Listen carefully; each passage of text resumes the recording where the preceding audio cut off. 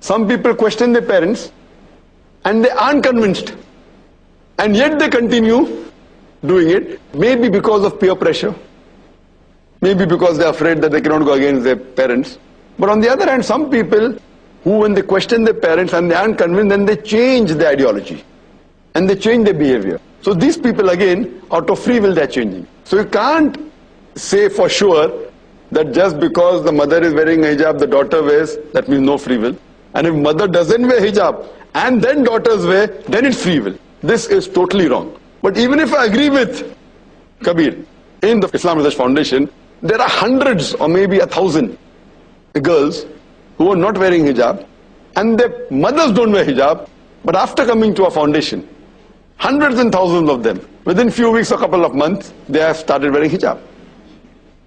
So if his definition that if the mother doesn't wear and the daughters wear means free will, so by free will, in Bombay itself, only coming by a foundation, hundreds and thousands have started wearing hijab. And furthermore, many of the ladies, after watching my programs on the satellite channel, maybe hundreds and thousands of them have started wearing hijab. Not in India, throughout the world. So if this is his definition of free will, then alhamdulillah, when these logical people, when they hear the logical reason why hijab should be worn. So unfortunately, I do agree that the majority in India, they wear hijab as part of culture, or they wear hijab because it's a religion, without knowing the reason. Some of them, after learning the reason, they continue. But the point to be noted is that if we convince the youngsters and the ladies with reason, logic and science why hijab is worn, and the reason of hijab in Islam is to protect the woman, then I feel majority, if not all, the ladies who are logical, they will wear the hijab. That's the reason. There are many non-Muslims accepting Islam throughout the world. And amongst the people accepting Islam, whether India or abroad, 2/3 of them are women. So if hijab subjugates the woman, then why are the American women who are accepting Islam? Why are the European women who are accepting Islam, they are adopting hijab? So hijab is there to protect the woman, and everyone has a right to agree or disagree. And based on that, but if you speak logically, and if you explain Islam to them logically, I feel majority of the humans will agree with the points that I mentioned in Islam. Jazakallah, Dr. Zakir. We have 2-3 comments, on the web.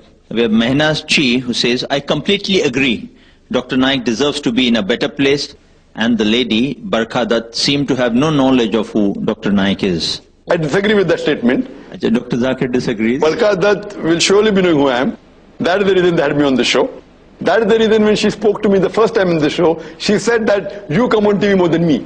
Alhamdulillah. And when she asked the third question, she said that I know that you love answering questions from the audience. So I disagree with that statement that she doesn't know me. She knew me, but she being an expert moderator, she really moderated, not with honesty, but she had a point of view. And as I said earlier, that it depends upon the integrity and the sincerity of the moderator and the producer to project the people who are there on the show. I think the sister's misunderstanding stands corrected.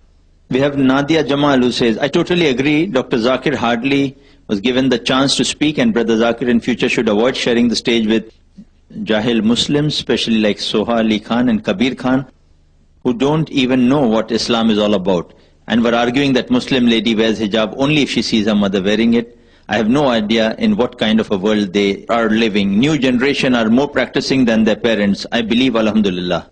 And truly I found Soha and Kabir highly disgusting. They are not Muslim, so why to call them for discussions on Muslims? And lastly, we have Arshad Hussain Sheikh, who says, Lady Barkha is a commercial commodity, and so is SRK, Kabir, Soha and Karan. Don't these guys seriously, folks? Little knowledge is a dangerous thing. Their opinions don't make a tiny bit difference towards what Islam and Muslims stand for. There is no other interpretation of Islam and a Muslim other than what is said in the Holy Quran. See more Quran and the Hadith. Either you are in or you are out of the circle. There is no room for so-called moderate or liberal Islam or a Muslim, and there is no such word called extremist or fundamentalist. Rightly said by Dr. Zakir that either you practice or you don't. Simple as that.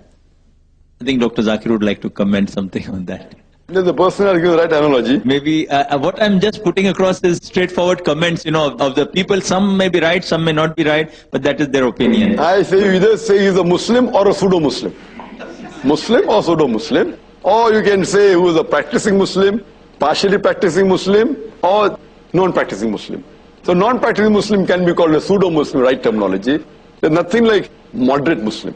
Muslims, if he's a Muslim, he's moderate. And you can't say a person is an extremist Muslim. And I say I'm an extremist Muslim. I'm extremely kind, I'm extremely merciful, I'm extremely loving, I'm extremely just, I'm extremely honest. So to be a practicing Muslim, you have to be an extremist. You can't say I'm partially honest. When it benefits me, I'm honest. When it does not benefit, I'm not honest. So these are terminologies, loose terminologies made by people and how it has evolved. So these loose terminologies used by the media, extremist and fundamentalist, these, if you go back into history, they were used for somebody else earlier. If you have heard my talk on terrorism and jihad, etc., and I've clarified that this word fundamentalist was first used for the Christians. Those who believe that the message of the Bible is not from God, every word, every letter is from God. And now today, in the new definition of Oxford Dictionary, the fundamentalists mean a person who strictly adheres to the ancient teachings of any religion. The new definition is slightly changed, that fundamentalist is a person who strictly adheres to the ancient doctrines of religion, especially Islam. So though it was used in the early part of the 20th century for the Christians, today it's used for the Muslims. So this is how they keep on changing. But really fundamentalist is the person who follows the fundamentals. So if you have to be a good Muslim, you have to follow the fundamentals of Islam. If you have to be a good Hindu, you have to follow the fundamentals of Hinduism. If you have to be a good mathematician, you have to follow the fundamentals of mathematics. Jazakallah, brother Zakir. Any further questions from our brothers here? Yes, brother, we'll just ask. Then we'll come back on the front. Assalamu alaikum warahmatullah. Wa alaikum assalam wa rahmatullah. My name is Farhan and I'm a student. Kabir Khan alleged that the definition of Islam that you gave was too narrow. So I would like to know your comments on that. Like, does the definition of Islam, what you said, does it change or it remains the same? The brother asked that Kabir Khan said that the definition of Islam is very narrow. I said Islam means a person who submits his will to Allah subhanahu wa ta'ala. So if you want to know the meaning of a word, any word, where do you look? Look in the dictionary. If you want to know the meaning of any English word, you go to dictionary. You don't just say it off the cuff. And if you want to verify whether the person has said right or wrong, go to the dictionary. So you open any Arabic dictionary. Islam comes from the root word salam, which means peace, or salam, which means peace. It's also derived from the Arabic word silm, which means to submit your will to God. Submit. So Islam actually means peace acquired by submitting your will to God. And anyone who submits his will to God is called as a Muslim. So this is an Arabic word. I don't know how much does Kabir Khan know about Arabic. So a person who does not know Arabic, you ask him the meaning of Arabic word, it is like the person said, you're asking a driver about the treatment of medical disease. I don't know how much Arabic does Kabir Khan know. And what right does he have to comment on Arabic word which he doesn't know? So this is how the media, a person doesn't know Arabic and you're asking the meaning of an Arabic word. So what we realize that if you want to know, you go to the authentic sources. And the best definition to know about Muslim is go to the Quran. Quran says that many places about Muslim, God has said Muslim means one a person who bows to the will of Allah. In Surah Al-Imran chapter 3 verse 64 and many other places. Hope that's. Yes. Any further questions? Yes.